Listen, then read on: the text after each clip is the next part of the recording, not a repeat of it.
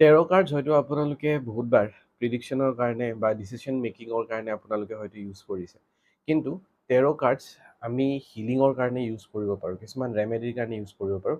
বা যদি মই ইন শ্বৰ্ট কওঁ, টেৰ' কাৰ্ডছ আৰু এঞ্জেলছৰ লগত মিলি পিনে আমি কিছুমান স্পেল কৰিব পাৰোঁ। সেয়া হয়তো হেল্থ ৰিলেটেড হ'ব পাৰে, ক্ৰনিক বা আইকিউত হৈ গ'ল, বা কাৰোবাৰ জব হোৱা নাই, কেৰিয়াৰ গ্ৰ'থ হোৱা নাই, বিজনেছ গ্ৰ' হোৱা নাই, কাৰোবাৰ নেম ইন ফেম হোৱা নাই, কনচিভিং ৰিলেটেড ইছ্যু হৈ আছে। চ' যিকোনো ইছ্যু আমি উইথ টেৰ' কাৰ্ডছ আৰু এঞ্জেল ইউজ কৰি পিনে আমি কিছুমান স্পেল কৰিব পাৰোঁ। আৰু সেয়া বহুত ষ্ট্ৰং হয়, বহুত বেছি পাৱাৰফুল হয়, ৰিজাল্ট অৰিয়েণ্টেড হয়। ত' যদি আপোনালোকে শিকিব বিচাৰিছে যে টেৰ' কাৰ্ডছ আৰু এঞ্জেলছৰ লগত কেনেকৈ আমি হিলিং কৰিব পাৰোঁ, সেয়া ক্লাছ আমাৰ হ'ব গৈ আছে 9 তাৰিখৰ পৰা।